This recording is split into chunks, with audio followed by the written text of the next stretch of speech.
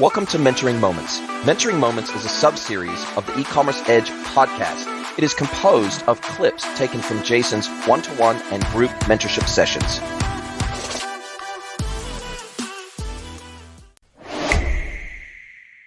Yeah, no, it's really interesting, and I haven't done what you suggested me back then about to work for an agency, but I'm looking to, I don't know, I'm just trying to figure out what's the best way, maybe do as a part-time, or if it's something I can do like freelance, I wouldn't mind. I'm just trying to figure out what's the best way to get my foot into an agency. Yeah.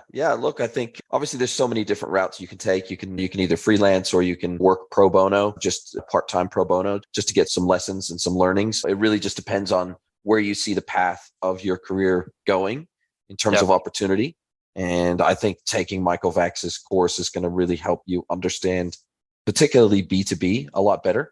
Because B2B definitely has some unique complexities to it that make it more challenging, even from a platform perspective, even from an integration perspective, even from a third-party tech stack perspective. There's definitely some unique requirements for B2B that mean that people that have worked maybe in D2C or B2C the bulk of their career, they find that when they jump into B2B, it's a whole new kettle of fish for them. So yeah, I think B2B has some unique requirements and unique expectations. And even from a platform technology, third-party tech perspective, it's all very unique to B2B. Obviously, if you've got any kind of background in e-com, that will help you in B2B, but there's definitely some unique skills and unique requirements that come along with B2B that usually it takes just a little bit of time to pick those extra things up. So if you can put yourself into an environment where you can learn about B2B like you're doing and then get some practical experience dealing with some B2B merchants, I think that's always going to be super helpful.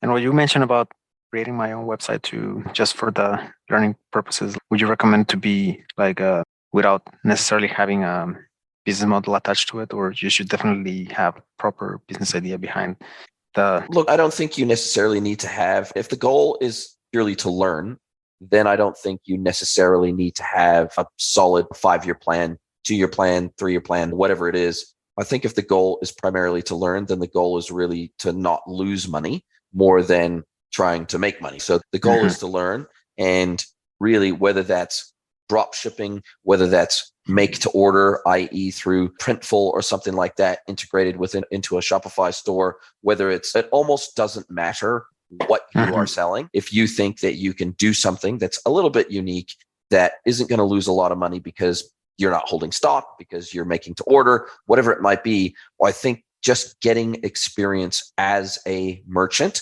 is absolutely invaluable for you to be able to build up the empathy muscle that you really need to have to understand the challenges that merchants go through when they sell online. When omni-channel merchants try to integrate their online store with their offline store, they try to set up a POS system and integrate that. When they try to integrate their e-commerce store in with an accounting package like a Xero or a QuickBooks, all these 1,000 little things that we take for granted in the industry that merchants know how to do, or that they know how to scale their business on different systems, and that we assume that they know how to transition from one back office system to another when they get to a certain size. All those things are assumptions that are oftentimes wrong. Merchants don't necessarily know all those things. That's why they need consultants. That's why they work with agencies. That's why they work with people that have experiences that they don't have across verticals, across product categories, across sizes of merchants, across different business models. I think that's the benefit of working in an agency, is that you very rapidly, in a very short period of time, get exposed to lots of different kinds of merchants doing lots of different kinds of things with lots of different tech stacks, with lots of different processes. And I think that's the singular benefit of working for an agency that's exposed to so many different merchants at the same time. It's very difficult to get that level of experience any other way. Because even if you work inside a merchant organization as, say, an e-commerce manager or head of digital, CDO, whatever role it is that you have, you're only exposed to that one business. You're only exposed to that one business model. And that's the real challenge. That's the challenge. If you want to really pick up a lot of experience quickly, you need to be exposed to lots of different businesses. And that's the dichotomy of agency work. Super stressful. You work ridiculous hours. It's something that most people cannot do more than maybe about 3 to 5 years worth of agency work before they're burnt out and they need to go do something else. they need to go work for a vendor, or they need to go work for a brand or something like that, just to recover from that 3 to 5 years they spent in agency land. But those 3 to 5 years that people will spend in agency land will probably be the most valuable of their career. It certainly was the case for me. There was no way that I could do. I've done 2 long stints in agency land. Agency, I worked for about 5 years, second agency for a couple. And look, it's the kind of thing that you just can't do it forever, because it's for most people. Some people absolutely love agency work and they do it for their whole career. But for most people, they find that burnout is a real challenge with agency work, just because of the intensity that agency work requires. No, it makes sense. And I can imagine the learning should be like unlimited, but what would you say is the, like somebody from a sales perspective, sales profile, like what they can offer to an agency? Look, I think that it really does depend on where you see your future going, because remember, within agencies, let's divide this down into different types of agencies. Most agencies will have an extreme focus. So even if they call themselves a full service agency, in my 20 plus years of doing this, I've never met a full service agency. They all have a specialism, whether it's marketing, whether it's analytics, whether it's development, whether it's system integration. All agencies, whether it's creative, whatever it might be, they all have a specialization that they go down a path. Sure, they might have light resources in other areas, but they will always have a specialization. You can always tell the specialization by looking at the number of resources an agency has doing a certain role. So if it's a dev-focused agency, then the vast majority of resources they have will be developers. If it's a creative agency, then the vast majority of resources they have will be designers. If it's an analytics agency, focused agency, then they will have a specialization, and most resources will be data analysts, data scientists, data engineers, or analytics specialists in some capacity. If they're a marketing agency, then just look at the resources that they have. If it's a marketing focused agency, I should say, then are the vast majority of the people that work there, are they doing marketing? Are they doing email marketing? Are they doing performance marketing? Are they doing SEO? Are they doing SEM? Every agency has a specialization, even if they call themselves a full service agency. And even dev agencies they'll have maybe one digital strategist. They'll have maybe 1 or 2 designers, because they'll need to do theme designs, custom theme designs, and then integrate those themes into the builds that they're doing. They'll oftentimes have multiple resources within the business. They'll have project managers, they'll have account managers to manage post-live managed services. They'll have all these resources in-house, but the vast majority, I would say over 50 to say 75% of the resources will be developers in a dev agency. And so it really does depend on where you see your future, or where you think you would like your future to be. Then you need to align yourself with an agency that specializes or focuses in that thing. So if you think, hey, I would love to get into the digital strategy space, or I'd love to become a business analyst, or I'd love to become a solution architect, or I'd love to become a project manager or an account manager or a developer, whatever it is you think that you have a natural interest and, I guess, a natural skill at, then that's the kind of agency you should ideally be targeting. If you want to get into digital marketing, you need to be working for a digital marketing agency to get the most value out of your time there. And the great thing is that if you don't have a really clear picture of where your passion lies, which just generally in e-commerce, then I would say go and work for an agency that offers as many services as possible, so that you can taste the different components of e-com. So you might want to go work for an e-com dev agency, because they will have, again, they'll have project managers, account managers, developers, business analysts, solution architects. They'll have these different roles. They'll have sales roles within the business. They'll have people that'll be out there pounding the pavement, closing deals, creating proposals, writing up proposals. And so that will allow you to be exposed to different roles. If you get in there and let's say you start out as helping out with maybe sales. Oftentimes it's agency principals that are helping to close deals. But let's say you want to work alongside them, and you end up going, actually, this is great, but it's what I was doing before and it's boring. Can I start out as a junior project manager so that I understand how e-commerce projects run from beginning to end? Because usually project managers will also have to do an element of BA work. They'll have to do an element of business analysis work. And so that starts you to understand how all these different components and pieces fit together from a process perspective, from a people perspective, from a tech perspective, and from a data perspective. Because most of the time when agencies go to work with clients, the data set that the merchant has is not ready for digital channels, or it's not configured ideally for digital channels. So their product data might be limited. It might be incomplete. It might be disorganized. It might be inconsistent. Their customer data might be also incomplete, inconsistent. So for example, if a merchant wants to adopt a CDP or a PIM, they may need to do significant work on their existing data set to be able to get it ready for further enrichment inside of a PIM or a CDP, for example. And before it can be plugged into other digital channels, before it can be plugged into marketplaces, before it can be plugged into an e-commerce website. There's just so much to expose yourself to so that you start to learn the right questions to ask of merchants before you start proposing a solution. So when I do discovery, it's an entire spreadsheet worth of questions. It's a spreadsheet with 10 tabs on it, all focusing on specific areas of the business. So before I propose anything to a merchant, I need to fully understand that merchant. I need to fully understand the way that they're operating. I need to fully understand what their goals are. I need to help them understand what they don't know yet. I need to help them. Most agencies are in a position where they are structured to gather and capture requirements, not help merchants define requirements. The problem is there's a big disconnect between what merchants don't know, but they think they might know, and the kind of discovery that most agencies will do. And that's borne out when you get into discovery as an agency. Let's say you do 2 days worth of discovery with a client for a major project. And if you get halfway through that first day and the merchant's answers to 50% of your questions are, I don't know, you're the experts, shouldn't you know?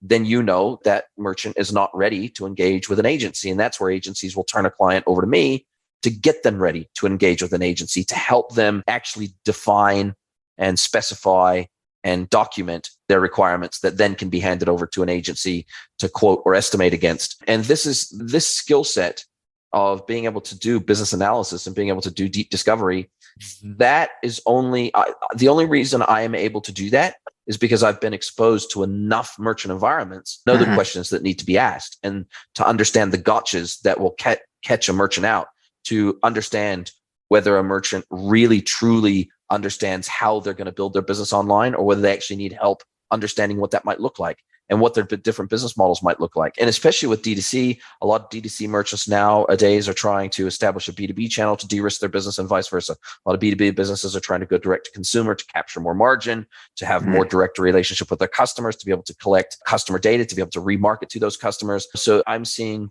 blended business models now more than ever before online, especially with huge question marks lingering over the market and what the economy is going to do over the next 12 to 24 to 36 months. You have to be aware of the macro environment you're operating in, but you also have to be aware of the micro environment that the merchant is operating in. So all of these things come together to inform the type of discovery that you do with a merchant and the type of guidance that you give. And the only way that you really develop skills in this area is to do it lots. Makes perfect. And right. I've participated probably, I would guess, over the last 20 years, I've probably participated in over 100 client discoveries. And it's that experience that now, when I go into a client discovery, I first started doing it, it was terrifying. It was absolutely terrifying to lead a discovery and to lead the question and answer process with merchants, because as you're going through discovery, you're starting already to formulate in your mind the type of advice that you're going to be giving after discovery. You're also giving them a little bit of guidance and sending them down some paths just in the types of questions that you ask and in the way that you answer their questions during discovery. You're already starting to give them guidance. You're already starting to give them advice. You're already starting to help them understand their own businesses better. And you can only do that once you've done this a lot. So the more practice you can get, the better you will be. Then how do you find the middle ground between obviously you want to provide long-term success, but at the same time, probably it could be easier just to go for the low-hanging fruits. But at the end, you want to provide something that is good for the long run. So how do you find like the quick success for the merchant to not feel desperate, but at the same time, you're going to provide value for many years? Yeah, look, I think it's a combination of things. I think for me, because I'm not trying to, with my merchants, I'm trying to move the needle as fast as I can as a consultant. So I'm trying to bring value as fast as I possibly can. I'm not trying to get into a multi-year relationship with my merchants. I'm not going to provide managed services to them. I'm not going to do implementations. I'm not going to do support. I'm not going to do That's not what my role is. My role is to get them asking themselves really difficult questions and getting to really solid answers as fast as possible. So my typical engagement will be 3 to 9 months, say, for example. That would be the typical engagement length I would have with a client, all the way from discovery, all the way through documentation and BRD, all the way through to platform and partner search and select, all the way through maybe doing some hand holding and support through the implementation phase that I don't do. So the agency, for example, might be doing the implementation, but the merchant wants a person on their side advocating for them and also helping to translate their needs in a way that agencies can understand, and also helping them understand agency proposals and helping them compare proposals side by side and make sure that they're getting the best value and working with an agency that is going to fit them the best. Those are the types of engagements that I tend to find myself in. Whereas an agency's goals are completely different. They're trying to win a deal. They're trying to do the build. They're trying to do, for example, post-live managed services, because the reality is that most agencies are maybe 50-50 on being profitable on, say, an initial website. No matter how well you scope something, no matter how well you capture requirements and document requirements, no matter how well you create your proposals and lock them in terms of change management and change requests and all that stuff, no matter how good of a job you do at that, the reality is that their projects are just hit and miss on terms of whether they're profitable, because you'll oftentimes end up having to put more time in than you expect, and you may have misscoped something, and then do you really want to go back and nickel and dime the customer to death and maybe harm the chance that you will get the chance to work with them in a post-live environment? So where agencies can guarantee that they will make money is post-live, for example, under a retainer, where the agency is getting paid for every single hour that they work on a client engagement when they start working on those post-live sprints of enhancements and growth initiatives. And so I think that most agencies, they